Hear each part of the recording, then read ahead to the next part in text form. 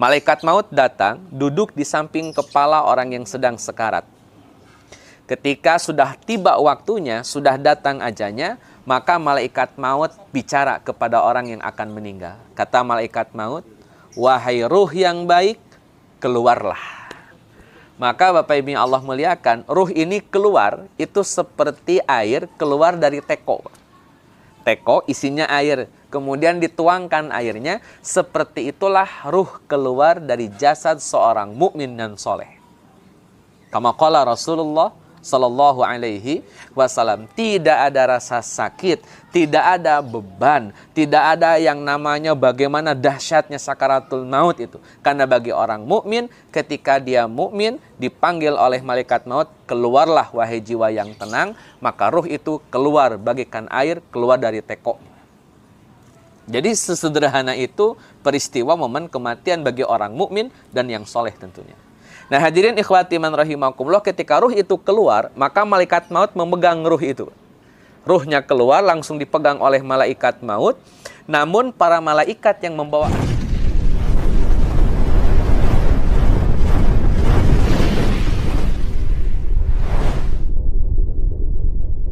Assalamualaikum warahmatullahi wabarakatuh.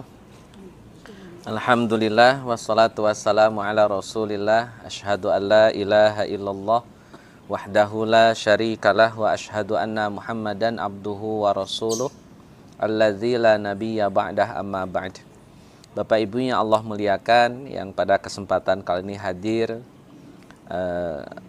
salam ta'zim dan hormat dari saya. Mudah-mudahan pertemuan kita senantiasa memperoleh barokah, rahmah dan maghfirah Allah azza wa jalla.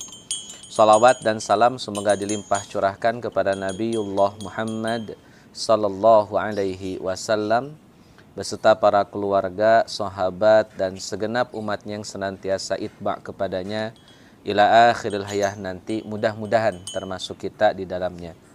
Kepada almarhum yang meninggal dunia, mudah-mudahan Allah terima amal ibadahnya dan Allah maafkan segala salah dan khilafnya. Bapak Ibu Allah muliakan, bicara kematian bagi orang beriman dan orang yang soleh, kematian tidak pernah menyeramkan. Saya perlu tegaskan poin ini bahwa bagi orang yang beriman dan orang yang soleh, kematian itu tidak pernah digambarkan dengan mengerikan. Para nabi telah memberikan contoh bahwa orang beriman dan orang soleh justru mengharapkan kematian. Karena kematian adalah momen yang paling indah dan penuh dengan kenikmatan. Bahasa praktisnya, justru kematian adalah momen yang paling menyenangkan dalam hidupnya. Saya kasih gambaran, Bapak Ibu yang Allah muliakan, bagaimana Nabiullah Ibrahim alaihissalam menghadapi kematian. Nabiullah Ibrahim alaihissalam didatangi oleh malakal maut. Beliau didatangi oleh malakal maut. Malakal maut diperintahkan oleh Allah untuk mencabut nyawanya Nabi Ibrahim. Ketika berhadapan dengan malaikat maut, Nabi Ibrahim bertanya, siapa ente? Dan momen seperti ini sering terjadi di kalangan para nabi. Jadi ini sering terjadi di kalangan para nabi. Jadi ya, kalau selain nabi mungkin tidak akan mengalami momen seperti ini. Ada dialog antara nabi dengan malaikat maut. Itu khusus bagi para nabi. Maka Nabi Ibrahim nanya, siapa ente? Kata malaikat maut, saya malaikat maut, mau nyebut nyawa ente. Maka kata Nabi Ibrahim alaihi salam, wah nggak bisa, saya ini Khalilullah, saya ini kekasihnya Allah. Mana ada ceritanya kekasih bunuh kekasihnya, itu nggak ada. Saya ini kekasih Allah, masa saya dibunuh sama Allah itu? Wong saya kekasihnya kok, mana ada kekasih bunuh kekasihnya? Kata Nabi Ibrahim alaihi salam kepada malaikat maut. Hadirin ikhwati man rahimakumullah, malaikat maut nggak punya jawaban karena memang nggak dikasih ilmu oleh Allah. Akhirnya beliau kembali lagi ke haribaan Allah dan mengajukan apa yang disampaikan oleh Ibrahim. Ya Rabb, hambamu Ibrahim tidak mau mati. Dia punya alasan, masa ada orang yang kekasih bunuh kekasihnya, itu nggak ada ceritanya itu. Maka kata Allah azza wa jalla menjawab, kata Allah, sampaikan kepada Ibrahim bahwa kalimat yang tepat adalah mana ada kekasih tidak mau ketemu dengan kekasihnya. Hadirin ikhwati man rahimakumullah, kematian bagi seorang nabi adalah pintu gerbang pertemuan dengan Allah azza wa jalla. Karena terhalang oleh kematian, maka ketika kematian dialami, pertemuan itu menjadi sebuah keniscayaan. Karena bertemu dengan Allah Azza wa Jalla, maka momen kematianlah momen paling menyenangkan bagi para nabi. Itu Nabi Ibrahim alaihi salam. Oleh Allah Azza wa Jalla, mana ada kekasih yang tidak mau ketemu dengan kekasihnya. Lain lagi dengan Nabi Ibrahim, lain juga dengan Nabi Muhammad sallallahu alaihi wasallam. Ini hadis sahih riwayat Imam Bukhari. Nabi Allah Muhammad pidato Pak, di Masjid Nabawi. Beliau pidato dengan sangat penuh perasaan, penuh penghayatan, sampai banyak yang merasa terharu dengan pidatonya Nabi sallallahu alaihi wasallam. Tapi di antara para sahabat hanya satu aja yang menangis, yakni Abu Bakar As-Siddiq radhiyallahu an. Saat itu Nabiullah Muhammad menyampaikan sebuah kisah. Kata Nabi, ada seorang hamba ditawari oleh tuannya. Kata Nabiullah Muhammad dalam pidatonya di hadapan para sahabat di Masjid Nabawi. Kata Nabiullah Muhammad, ada seorang hamba. Hamba ini ditawari oleh tuannya dengan dua tawaran. Kata tuannya kepada si hamba ini, yang pertama, kamu mau kembali ketemu dengan tuanmu, atau yang kedua, kamu menikmati hasil jerih payahmu selama bekerja. Kata tuan si hamba ini diberikan dua pilihan, ketemu dengan tuannya, bersama dengan tuannya, atau menikmati hasil jerih payah usahanya selama beberapa tahun ini. Maka si hamba ini, kata Nabi SAW, memilih untuk tidak menikmati hasil jerih payahnya dan memilih untuk ketemu dengan tuannya. Pidato itu selesai, hanya Abu Bakar yang nangis. Hanya Abu Bakar yang nangis. Sampai hadirin ikhwati iman rahimakumullah, para sahabat nanya kepada Abu Bakar. Abu Bakar, yang lain kagak nangis. Kenapa ente kok nangis? Kata Abu Bakar As-Siddiq radhiyallahu an, memang antum nggak tahu. Nggak tahu yang mana. Yang diceritakan oleh Nabi, seorang hamba yang ditawari oleh tuannya dengan dua tawaran, kembali kepada tuannya atau menikmati hasil jerih payahnya, dan hamba itu memilih kembali kepada tuannya. Hamba yang dimaksud adalah Nabi Muhammad sallallahu alaihi wasallam. Pidato ini menjadi tanda, menjadi alamat bahwa Nabi akan segera pulang ke haribaan Allah Azza wa Jalla, tidak menikmati hasil jerih payah perjuangannya selama 23 tahun. Beliau memilih untuk pulang ketemu dengan Tuhannya, yakni Allah Azza wa Jalla. Nah hadirin ikhwati man rahimakumullah, cerita dua nabi ini menggambarkan bahwa kematian itu momen menyenangkan, Pak. Saya nggak tahu kenapa kemudian kematian dianggap sebagai momen yang paling menyeramkan dalam hidup. Padahal kematian itu momen menyenangkan. Kenapa? Karena dengan kematian, seseorang bisa menikmati hasil jerih payahnya selama tinggal di dunia. Dengan kematian, seseorang bisa mendapatkan momen pertemuan dengan Allah Azza wa Jalla.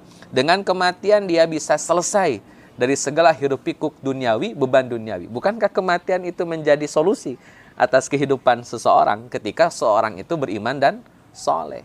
Maka hadirin ikhwati iman rahimakumullah, kembali saya tegaskan, bagi orang beriman dan orang soleh, kematian adalah momen menyenangkan.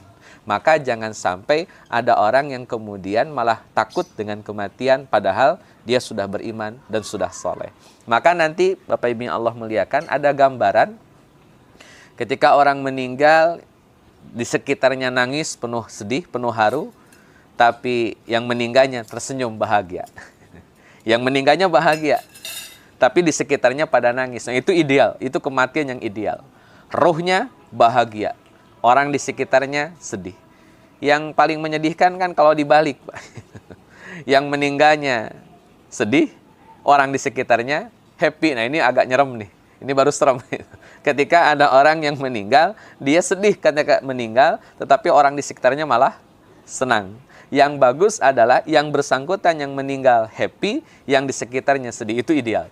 Maka pilihlah momen yang paling ideal, yang paling menyenangkan yang bisa kita ambil, yakni kita meninggal dalam keadaan happy dan orang-orang di sekitar kita sedih karena kehilangan kita. Nah, saya ingin gambarkan sebagai penutup di poin ini, Bapak Ibu yang Allah muliakan, saya ingin gambarkan bagaimana proses ruh itu keluar dari jasad seseorang.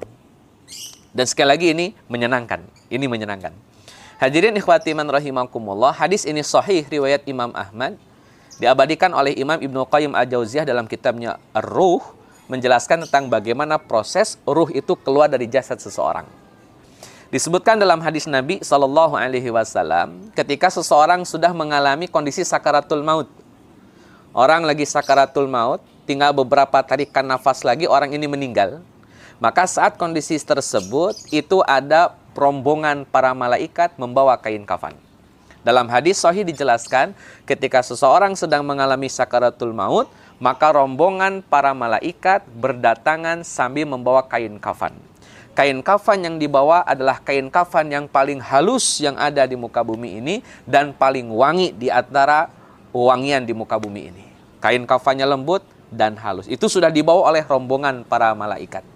Kemudian tidak selang lama, Bapak Ibu yang Allah muliakan, tibalah malaikat maut.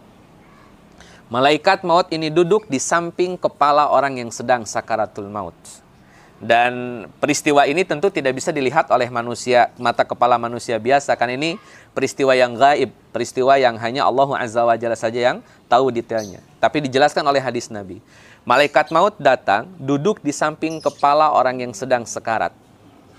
Ketika sudah tiba waktunya, sudah datang ajalnya, maka malaikat maut bicara kepada orang yang akan meninggal. Kata malaikat maut, wahai ruh yang baik, keluarlah.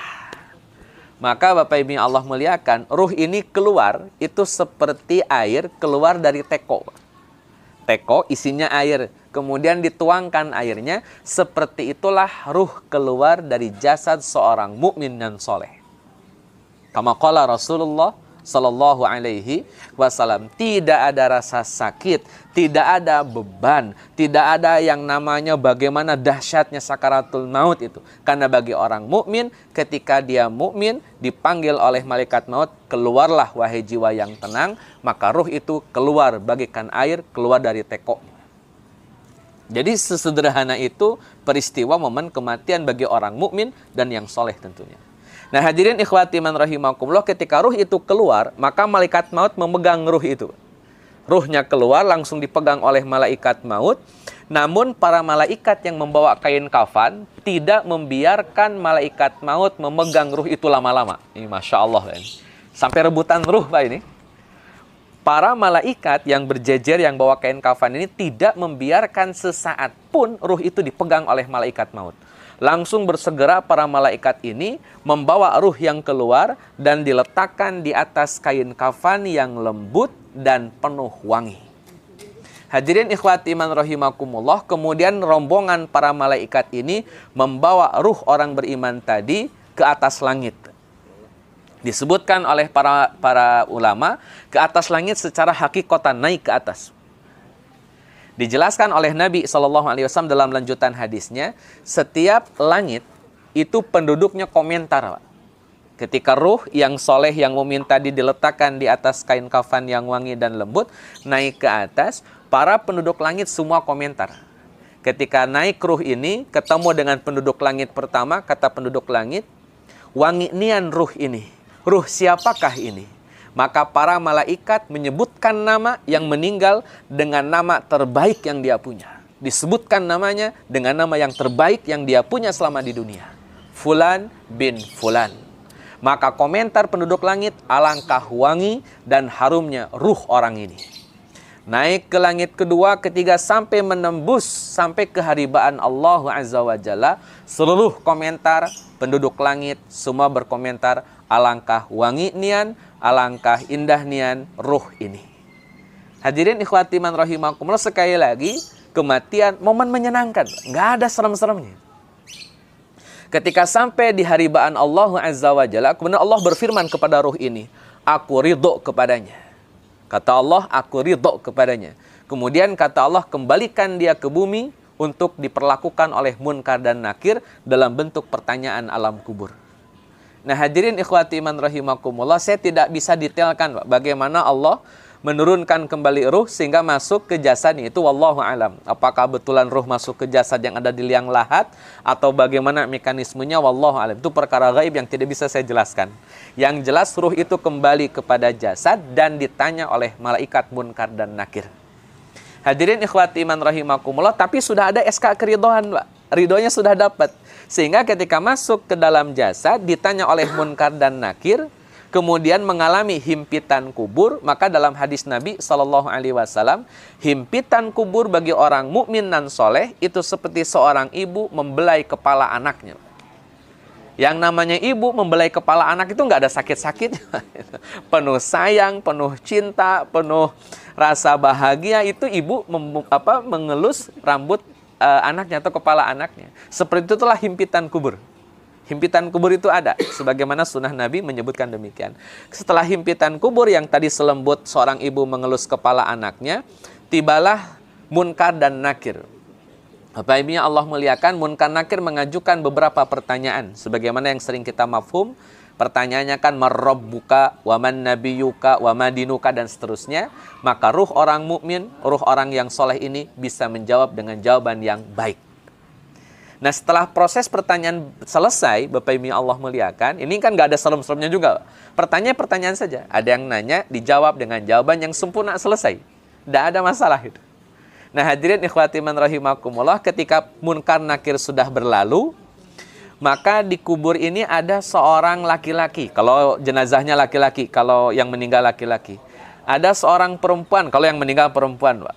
Yang laki-laki ini ganteng luar biasa, yang perempuan ini cantik luar biasa. Nah, ketika si ruh ini melihat ada yang ganteng atau ada yang cantik, maka ruh ini nanya, antum siapa? Kok ada di sini? Ini kan tempat saya. Kok antum ada di sini? Maka yang wajah ganteng ini menjawab, saya ini amal soleh antum. Saya ini amal soleh anda. Saya ini amal soleh kamu, yang akan menemani kamu sampai hari kebangkitan. Itu kata amal soleh yang berada di dalam alam kubur. Maka Bapak Ibu yang Allah muliakan, kata si mayat, si jenazah, si ruh ini, ya Allah segerakan kiamat. Segerakan kiamat. Sampai begitu, Pak. Maka Allah Azza wa Jalla menjawab, nanti dulu, urusan kiamat urusan saya itu. Nggak bisa diintervensi.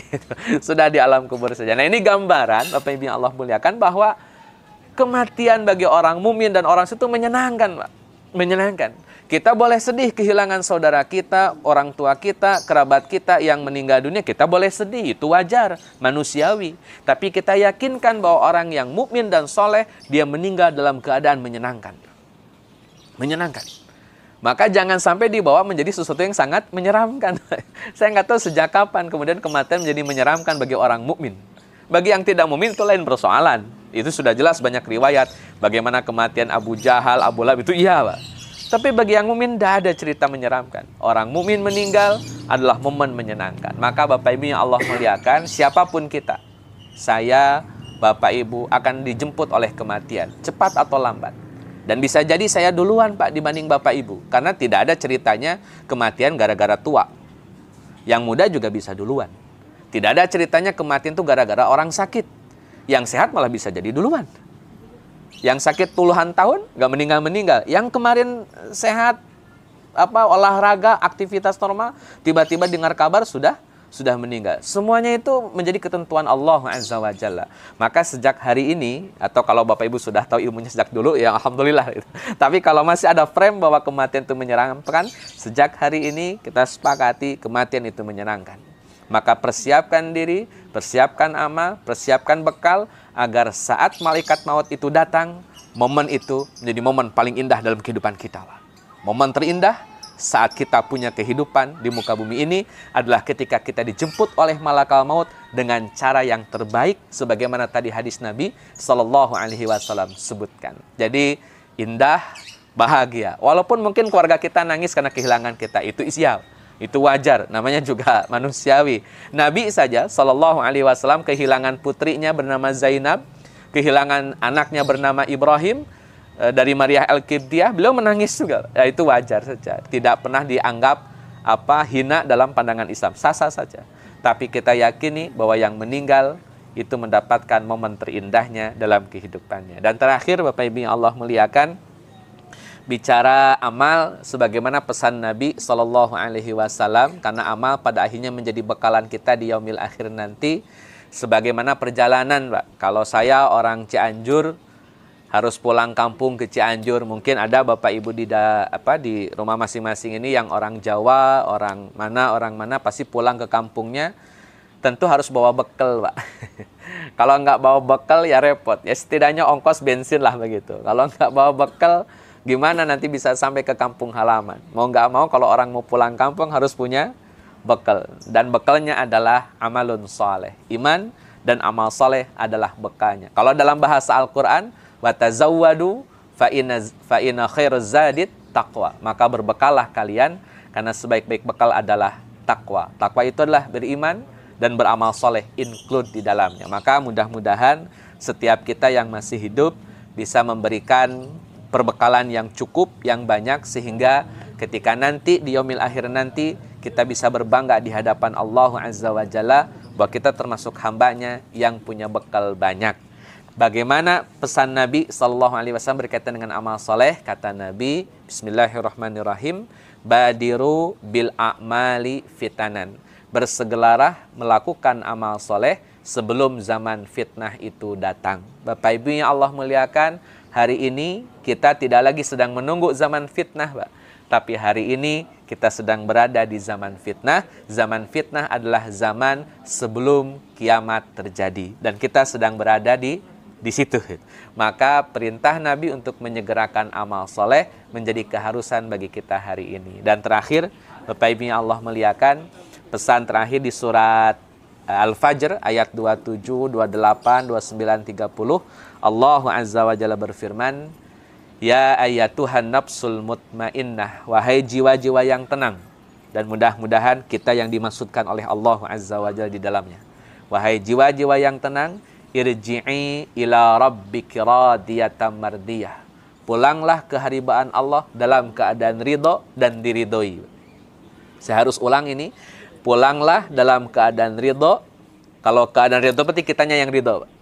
Dan diridhoi. Berarti Allahnya yang ridho. Kita pulang ridho, Allah juga ridho. Kita pulang happy, Allah juga happy. Kita pulang senang, Allah juga senang. Radiyatam mardiyah.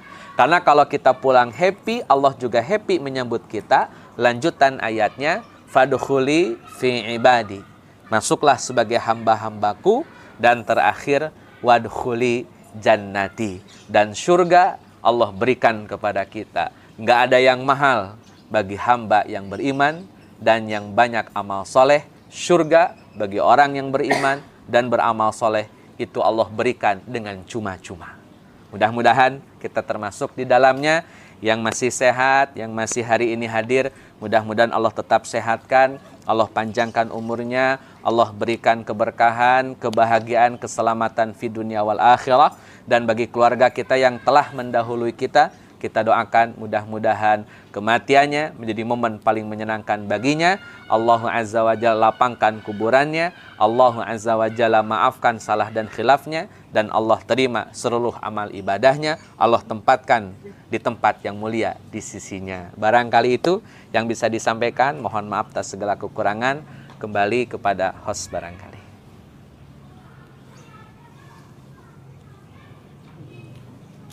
Baik, Bapak Ibu yang Allah muliakan, kita tutup pertemuan kita dengan beberapa baris doa. Sekali lagi berbekal harapan mudah-mudahan Allah Azza wa Jalla senantiasa memberikan keberkahan, rahmah dan maghfirahnya bagi kita semua. Karena tanpa maghfirah dan tanpa rahmat, tidak ada siapapun yang bisa mendapatkan surga. Hanya karena rahmat dan maghfirah Allah lah kita bisa mendapatkan kelayakan menempati surganya nanti di yaumil akhir nanti. Kita tutup pertemuan kita dengan surat Al-Fatihah.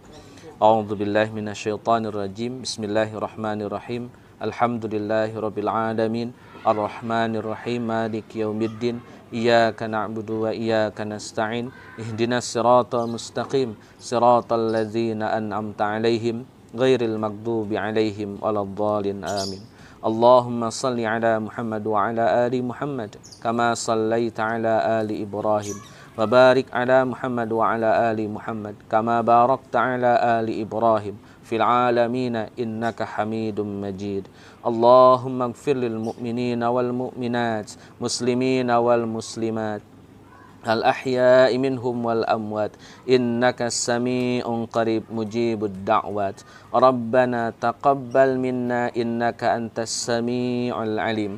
Rabbana هب لنا من أزواجنا وذرياتنا قرة أعين واجعلنا للمتقين إماما ربنا آتنا في الدنيا حسنة وفي الآخرة حسنة وقنا عذاب النار اللهم اغفر له اللهم اغفر له اللهم اغفر له ربنا تقبل منا إنك أنت السميع العليم سبحانك Alhamdulillahirabbil alamin. Assalamualaikum warahmatullahi wabarakatuh.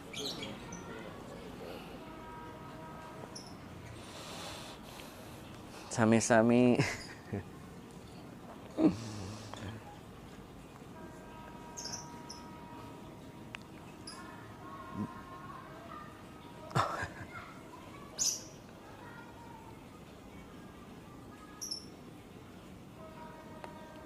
Boleh, kalau ada silahkan. Amin ya Allah ya Rabbal alamin.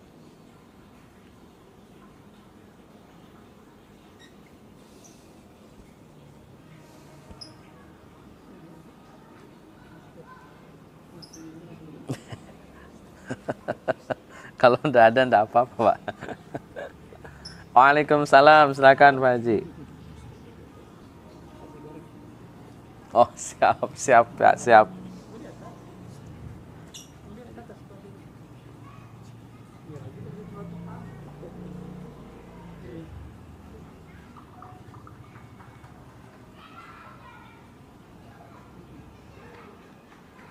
Ya, dalam tubuh kita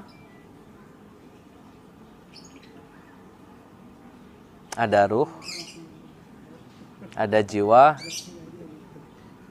badan fisik. Taib. Bedanya apa ya?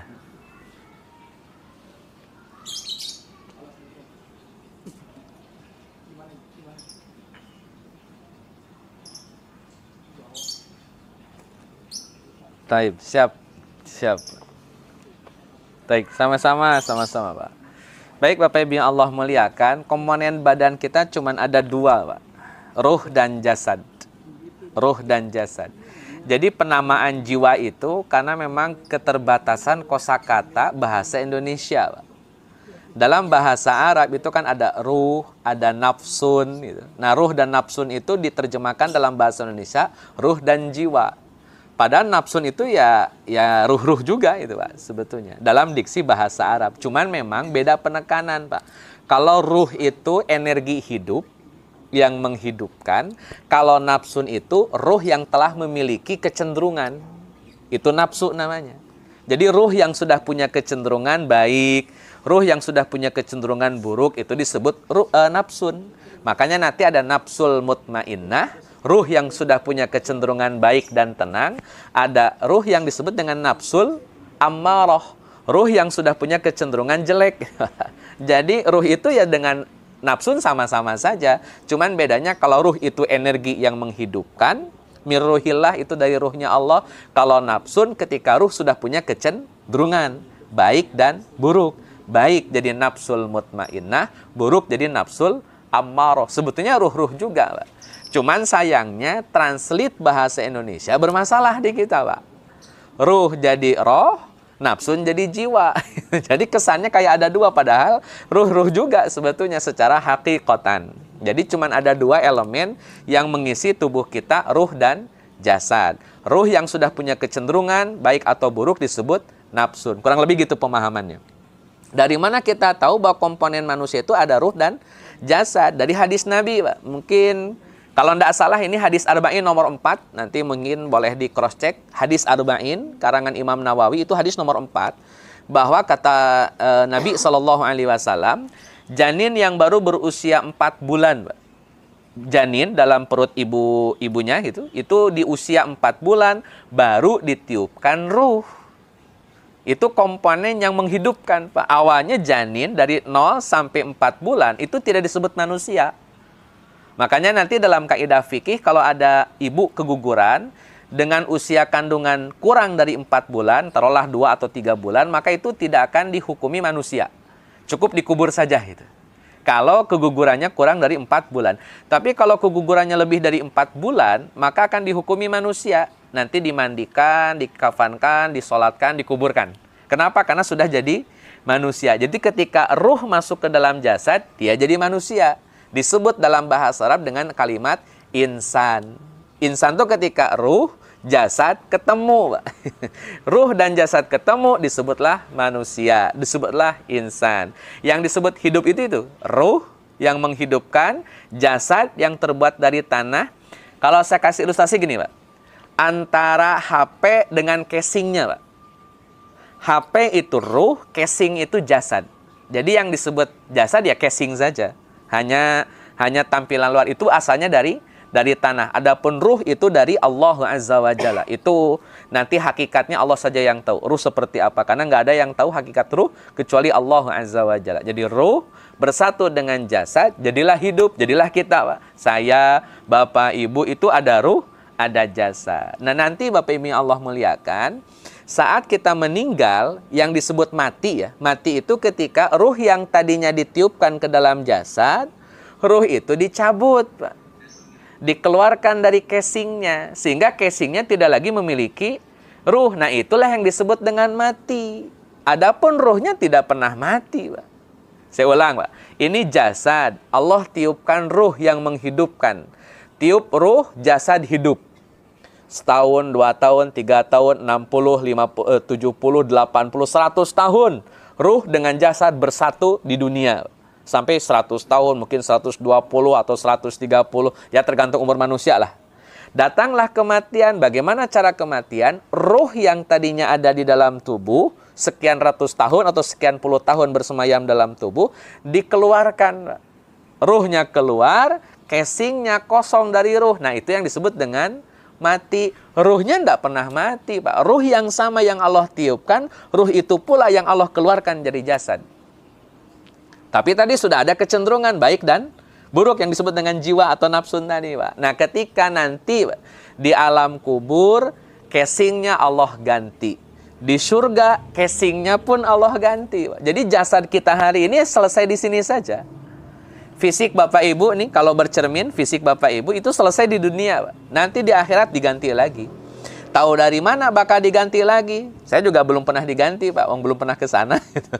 Tetapi dari literatur hadis, kata Nabi begini, Pak. Ini Nabi kan ditanya sama, mohon maaf ini, ada nenek-nenek nanya ke Nabi. Ini mohon maaf, Pak. Memang hadisnya nenek-nenek, Pak. Jadi mohon izin. Kata nenek-nenek, Rasul, saya bakal masuk surga enggak, Rasul? Kata si nenek-nenek. Kata Nabi, aduh mohon maaf, Nek. Di surga mah enggak ada nenek-nenek. Kan nenek ini sedih, Pak. Karena kesannya jawaban Nabi, nenek ini nggak bakalan masuk surga. Padahal bukan itu maksud Nabi. Si nenek sedih. Nabi nanya ke nenek ini, Nek kenapa sedih? Tadi Rasul bilang nggak ada nenek-nenek di surga. Berarti saya nggak bakalan masuk surga dong. Gitu. Kata si nenek, bukan begitu nih pemahamannya. Maksud saya di surga itu nggak ada yang namanya nenek-nenek. Nenek tetap masuk surga, cuma nanti di surga Allah kasih casing yang baru, Allah kasih fisik yang baru, Allah kasih jasad yang baru, yang lebih cantik, lebih menarik. Pokoknya kesempurnaan perempuan lah, Pak. Gimana sih sempurnanya perempuan? Seperti itulah gambaran penghuni surga. Gak ada nenek-nenek, gak ada anak kecil, semuanya umurnya sebaya. Semuanya umurnya sebaya. Pokoknya di masa-masa muda kayak gimana lah. Pokoknya fisik sempurnanya perempuan kayak gimana, fisik sempurna laki-laki kayak, nah itulah fisik yang akan kita dapatkan di surga. Dan casingnya beda.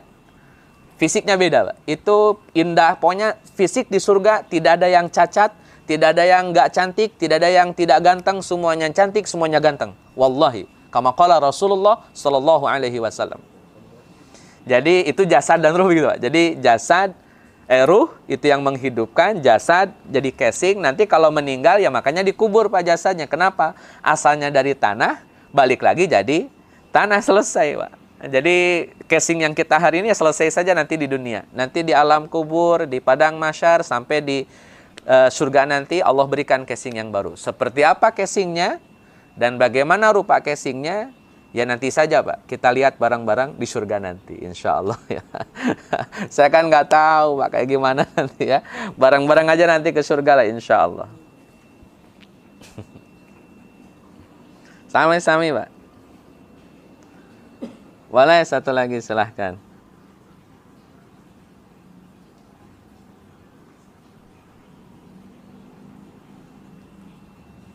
Sakit.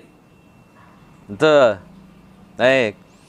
Jadi ada hadis lah, tapi ini saya nanti sebut hadis dulu lah ya. Ada hadis katanya Nabi itu sakaratul mautnya sakit. Kemudian kata Nabi, "Wahai Jibril, kenapa engkau berpaling dariku?" Terus kata Jibril, "Aku tidak tega melihat orang yang dicintai Allah kesakitan." Makanya Jibril berpaling wajahnya. Kemudian Nabi Muhammad komentar, "Alangkah sakitnya sakaratul maut ini." Sampai kata Nabi, "Ya Rabb, timpakan seluruh rasa sakit sakaratul maut kepadaku, jangan kau timpakan kepada umatku." Itu kan kalimat Nabi, Pak. Ini mengharu biru, heroik dan luar biasa lah. Saya baca hadis ini juga nangis, Pak, itu. Cuman sayangnya, Bapak Ibu yang Allah muliakan, hadis ini dikategorikan hadis dhaif. Dikategorikan hadis dhaif. Jadi ya, kalau dhaif, saya belum berani bilang benar.